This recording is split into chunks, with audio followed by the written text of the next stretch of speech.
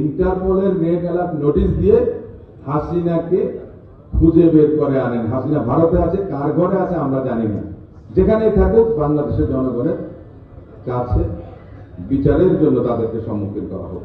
তত্ত্বাবধায়ক সরকার, সেনা শাসিত তত্ত্বাবধায়ক সরকার গ্যাটকোর সেই কাজ কিন্তু আপনার বাতিল করেনি কিংবা গ্যাটকোকে বাদ দেয়নি। গ্যাটকোই কন্ট্রাক্টর হিসাবে আপনার কাজ করে গেছে এবং বন্দর কর্তৃপক্ষের চেয়ারম্যান বলেছে 1 মাসে 100 কোটি টাকা লাভ করেছে বন্দর কর্তৃপক্ষ।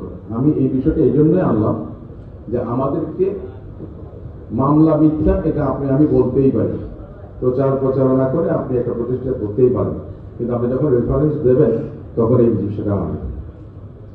2001 সালে বাংলাদেশ জাতীয়তাবাদী দল ক্ষমতা এসেছে 2001-এর শেষ দিকে। বলা হয়েছিল যে বাংলাদেশকে নাকি দুর্নীতিতে বিশ্ব চ্যাম্পিয়ন করা হয়েছে বিএনপির সময়।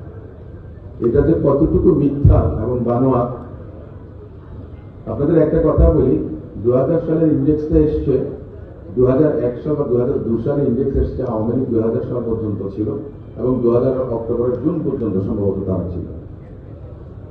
সে সময় আগের বছরের যে ইন্ডেক্সটা হয় দুর্নীতি, ট্রান্সপারেন্সি ইন্টারন্যাশনাল, সেখানের মধ্যে আপনার ইন্ডেক্স দেওয়া আছে। সে সময় ইন্ডেক্স ছিল 2.1।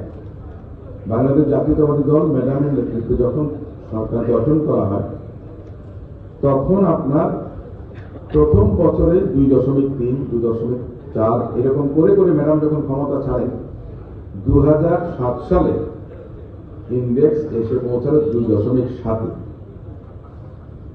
এর পরবর্তীতে নির্দলীয় সরকার যখন ক্ষমতায় ছিল সে সময় বাংলাদেশের ইন্ডেক্স কত এসছে জানেন? বা আমরা অনেকে জানিও না, আমরা খোঁজখবর রাখিও না। তখন ইন্ডেক্স নেমে এসেছিল 2.3। আমরা 2.7 আমি বললাম আর 2.3-এর কথা বললাম। ইন্ডেক্সটা পরে 10-এর মধ্যে। স্ক্যান্ডিনেভিয়ান কান্ট্রিগুলো আছে না, যেখানে সুইডেন, ডেনমার্ক, নরওয়ে, ওই সমস্ত দেশে ওরা কখনো 10-এ 10, কখনো 9.9। যত বেশি হবে ইন্ডেক্স তত বেশি ভালো, দুর্নীতি কম।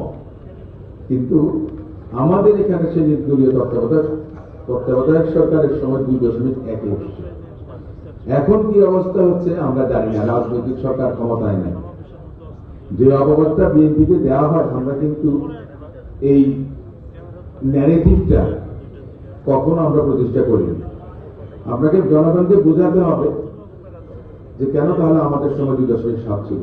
নিশ্চয়ই 2001-এ বিএনপি যখন ক্ষমতা এসছে, 2006 সালে বিএনপি ক্ষমতা থেকে ছেড়েছেন ম্যাডাম, তার মানে সে সময় দুর্নীতি অপেক্ষাকৃতভাবে অনেক কম হয়েছে।